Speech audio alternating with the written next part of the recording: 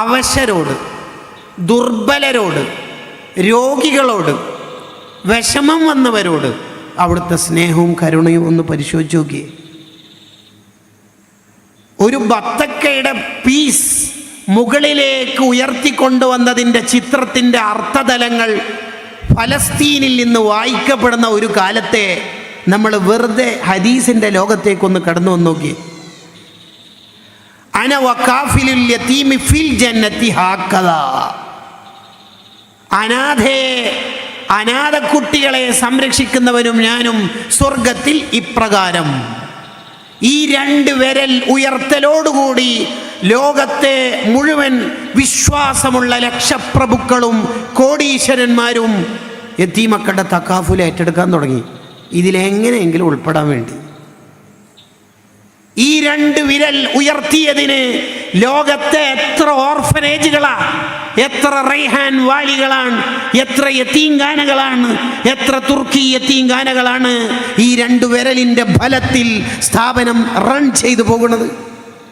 അവിടുത്തെ കരുണയല്ലേ അനാഥകളോട്. ഞാനും യതീമിനെ സംരക്ഷിക്കുന്നവനും ഹാക്കദാ ഇതുപോലെയാണ്. ഒരാളെ സംരക്ഷിച്ചാൽ തന്നെ ഇങ്ങനെയാണെങ്കിൽ എത്ര യതീമക്കളെ സംരക്ഷിക്കുന്നവരാണ് നമ്മുടെ ഉസ്താദുമാർ. പാവപ്പെട്ടവരോട് അവിടുത്തെ രീതി കണ്ടോ? ഇശാ നിസ്കാരം കഴിഞ്ഞാൽ നബി സല്ലല്ലാഹു അലൈഹി വസല്ലം തങ്ങളാ പള്ളിയിൽ നിന്ന് ഏറ്റവും അവസാനം പോകുന്ന ആള്. അതെ, അഹ്ലുസുഫത്തിൽപ്പെട്ട പാവപ്പെട്ട സ്വഹാബിമാരെ വിശന്നിട്ട് വിശപ്പനുഭവിച്ച് പട്ടിണിയായിട്ടിട്ട് കണ്ടിട്ട് തങ്ങൾക്ക് പോകാൻ മനസ്സ് സമ്മതിക്കണില്ല. അതുകൊണ്ട് തന്നെ അവർ വിളിച്ചിട്ട് ചോദിക്കും, എത്ര ദിവസമായി ഭക്ഷണം കഴിച്ചിട്ട്? ഓ, പണക്കാരെ വിളിച്ചിട്ട് ചോദിക്കും, ഇന്ന് എത്ര പേരെ കൊണ്ടുപോകാൻ പറ്റും? 2 പേരെ കൊണ്ടുപോകാം. 2 പേരെ, നിങ്ങൾ 2 രൂപ. മോനിക്ക് എത്ര പേരെ? 4 പേരെ കൊണ്ടുപോകാൻ പറ്റുമോ? മാഷാ അല്ലാഹ്, വരി. ഇത് കണ്ടിട്ട് സഅദ് ഇബ്നു ഉബാദത്ത് റളിയല്ലാഹു അൻഹു പറഞ്ഞു, ഞാൻ 80 ആളെ കൊണ്ടുപോയിക്കോളാം നബിയേ. കണ്ടോ, പണക്കാരുടെ പണത്തിലും നബി തങ്ങളുടെ കരുണ, പാവപ്പെട്ടവന്റെ പട്ടിണി മാറ്റാനും നബി തങ്ങളുടെ കരുണ. ഒരു മൾട്ടി ആണ് നബി സല്ലല്ലാഹു അലൈഹി വസല്ലം തങ്ങൾ. അങ്ങനെ എല്ലാവരുടെയും പട്ടിണി മാറി എന്ന് കണ്ടാൽ, ഇനി പള്ളിയിൽ ആരും ബാക്കിയില്ലെന്ന് കണ്ടാൽ നബി തങ്ങൾ മെല്ലെ വീട്ടിലേക്ക് പോകും. അവിടുത്തെ വീട്ടിൽ എന്തെങ്കിലും തിന്നാനുണ്ടോ? ഇല്ല. എന്നിട്ട് പിറ്റേന്ന് രാവിലെ സുബ്ഹി കഴിഞ്ഞിട്ടോ അവിടുത്തെ ക്ലാസ്സിൽ എന്തായിരിക്കും പറയാ? മൻ അത്അമ മിൻകുമുൽ യൗമ ജാഇയൻ. ഇന്ന് ആരെങ്കിലും പാവപ്പെട്ടവർക്ക് ഫുഡ് കൊടുത്തിട്ടുണ്ടോ? അത്തരം കാര്യങ്ങളൊക്കെ ഒരാൾക്ക് ഉണ്ടെങ്കിൽ സ്വർഗം കിട്ടുമട്ടോ എന്ന്. എന്താ നേതാവ് നോക്കി, സ്വന്തം കല്ല് വെച്ച് കെട്ടി നടന്നിട്ടും പാവങ്ങളെ അവരുടെ പട്ടിണി മാറ്റുന്നിടത്ത് അധ്വാനിക്കുന്ന നേതാവ്. ഖന്തക്കിൻ്റെ സമരം നടക്കുമ്പോൾ കിടങ്ങ് കീറുന്ന സമയത്ത് എല്ലാവരും ഒരു കല്ല് വെച്ച് കെട്ടിയിട്ടുണ്ട്, എൻ്റെ നേതാവിൻ്റെ വയറിൽ 2 കല്ലുണ്ട് എന്ന് കണ്ടപ്പോൾ ജാബിർ റളിയല്ലാഹു അൻഹുവിന് സങ്കടം സഹിക്കാൻ പറ്റിയില്ല. ഉടനെ വീട്ടിലേക്ക് പോയി വൈഫായ ഭാര്യയായ സുഹൈല ബിന്ത് മസ്ഊദ് റളിയല്ലാഹു അൻഹയോട് ചോദിച്ചു, എന്തേലും ഉണ്ടോ? അങ്ങനെ ഒരാടിനറുത്ത് ഭക്ഷണം പാചകം ചെയ്തു. ആകെ കുറഞ്ഞ ആൾക്കേ ഉള്ളൂ, കുറഞ്ഞ ആൾക്ക്. ഓക്കെ, നബി സല്ലല്ലാഹു അലൈഹി വസല്ലം തങ്ങളുടെ അടുത്ത് പോയി. എന്നിട്ട് ചോദിച്ചു, നബിയെ, തങ്ങൾക്കും 1-2 മെമ്പർമാരും മാത്രം ആയിട്ട് എൻ്റെ വീട്ടിൽ വന്നാൽ ഭയങ്കര ഭക്ഷണമൊന്നുമില്ല, ചെറിയൊരു ഭക്ഷണം ആക്കിയിട്ടുണ്ട്. വിശപ്പിൻ്റെ കടുപ്പം കൊണ്ട് അവിടത്തേക്ക് സഹിക്കാൻ പറ്റണില്ല. എന്നിട്ടും ചുളിവിൽ പോയിട്ട് ഫുഡ് അടിച്ചിട്ട് വരാനല്ല തങ്ങൾ തീരുമാനിക്കണത്.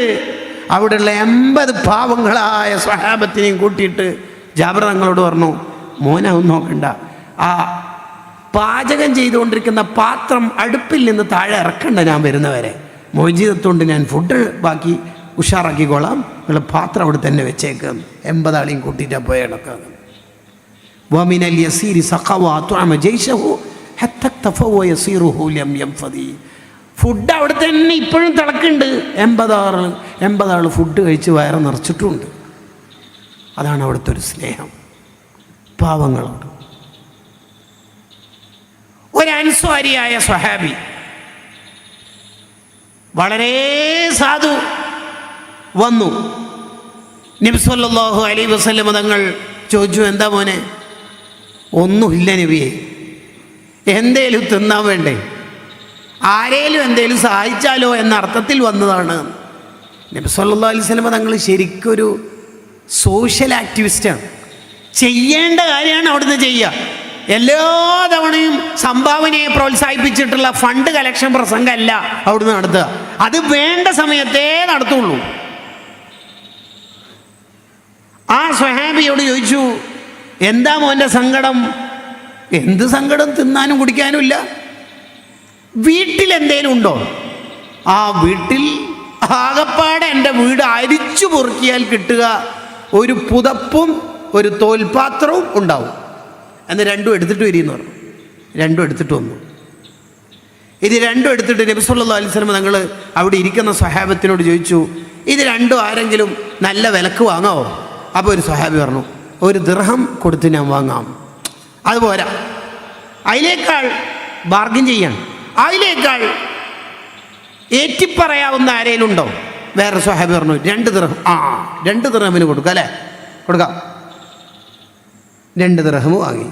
എന്നിട്ട് യാചനയായിട്ട് വന്ന സ്വഹാബിക്ക് കൊടുത്തിട്ട് പറഞ്ഞു, മോനെ, 1 ദിർഹം കൊണ്ട് മോനും അഹ്ലുകാരും ഇപ്പോൾ പട്ടിണി മാറ്റാനുള്ള ഫുഡ് വാങ്ങിയിട്ട് നന്നായിട്ട് കഴിക്കുക. മറ്റേ ദിർഹം കൊണ്ട് ഒരു കോടാലി വാങ്ങിയിട്ട് വരികയെന്ന് പറഞ്ഞു. ഒരു AXE അത് വാങ്ങിയിട്ട് വന്നു. ഫുഡ് ഓക്കെ അല്ലേ? ഇത് കോടാലി വരി. അതിൻ്റെ പിടിയുണ്ടല്ലോ, ആ മരം, അത് അവിടുത്തെ ഷറഫാക്കപ്പെട്ട കൈ കൊണ്ട്.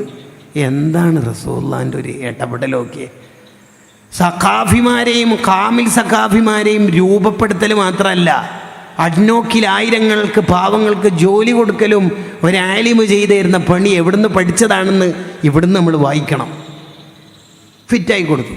എന്നിട്ട് പറഞ്ഞു, 15 ദിവസത്തേക്ക് ഈ ഭാഗത്ത് കണ്ടുപോകാൻ പാടില്ല, നന്നായിട്ട് വിറകൊക്കെ വെട്ടി ശേഖരിച്ച് പണമൊക്കെ ഉണ്ടാക്കി വരിയെന്ന് പറഞ്ഞു.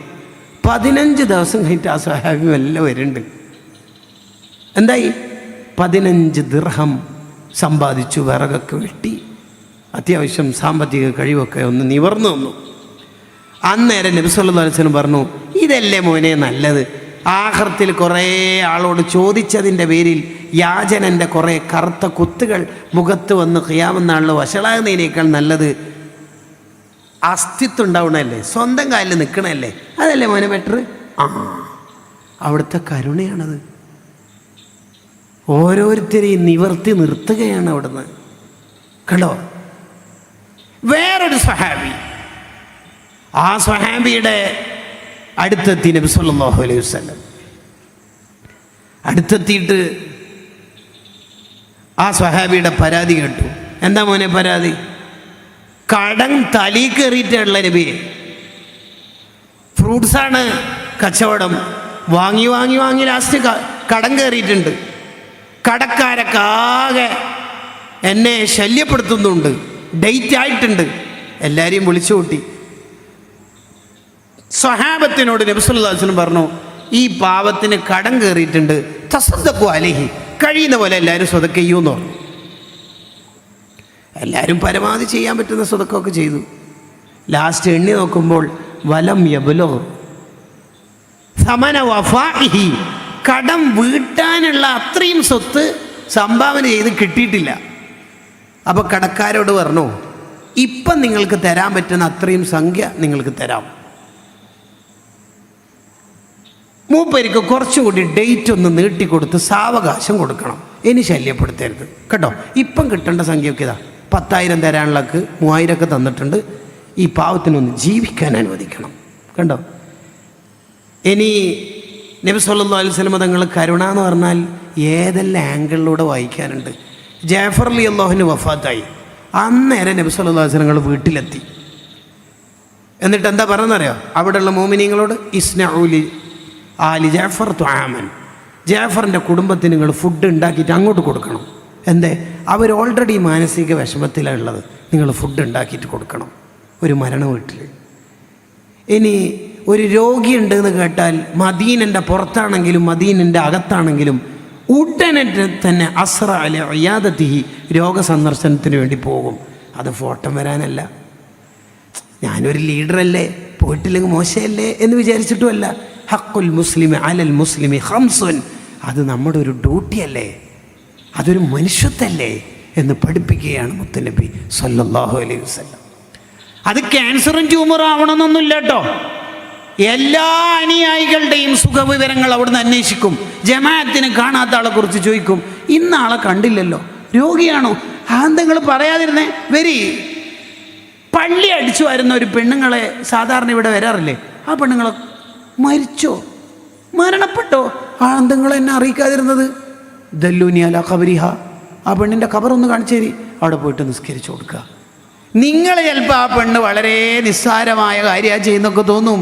അല്ല, കണ്ടോ? അബൂ ഉമാമത്ത് റളിയല്ലാഹു അൻഹുവിനോട് ഒരിക്കൽ നബി സല്ലല്ലാഹു അലൈഹി വസല്ലം തങ്ങൾ ചോദിച്ച്, അല്ല അബൂ ഉമാമത്തെ, അനിതര സാധാരണമായ ഒരു സമയത്താണല്ലോ നിന്നെ പള്ളിയിൽ കാണുന്നത്, ഇത് നിസ്കാരത്തിൻ്റെ സമയമൊന്നും അല്ലല്ലോ, ഈ സമയത്ത് പള്ളിയിലെത്താൻ എന്തോ ഒരു കാരണമുണ്ട്, പറയണം. What happens? കടം കയറി നബി, എനിക്ക് പുറത്തിറങ്ങാൻ പറ്റുന്നില്ല. ഓ, അതാണോ എൻ്റെ പൊന്നെ മോനെ? അല്ലാഹുമ്മ ഇന്നി അഊദു ബിക മിനൽ അജ്സി വൽ കസൽ. ആ ദുആയില്ലേ, അങ്ങ് നടത്തിക്കൊള്ളി. ദുആ നടത്തി ഒരാഴ്ച 2 ആഴ്ച കഴിയുമ്പോൾ കടം വീടി. എല്ലാ വിഷമത്തിലും തങ്ങൾ കൂടെ കൂടിയിട്ട് പരിഹരിച്ചു കൊടുക്കും, ഏത് പ്രയാസം വന്നാലും. അതാണ് അവിടുത്തെ ഒരു രീതി. എന്താണ് അവിടുത്തെ ഒരു സ്നേഹം, എന്താണ് അവിടുത്തെ ഒരു കരുണ. ഇടപെട്ടവർക്ക് മുഴുവനും ഓർക്കാൻ മാത്രം അവിടുത്തെ ജീവിതത്തിൽ എമ്പാടും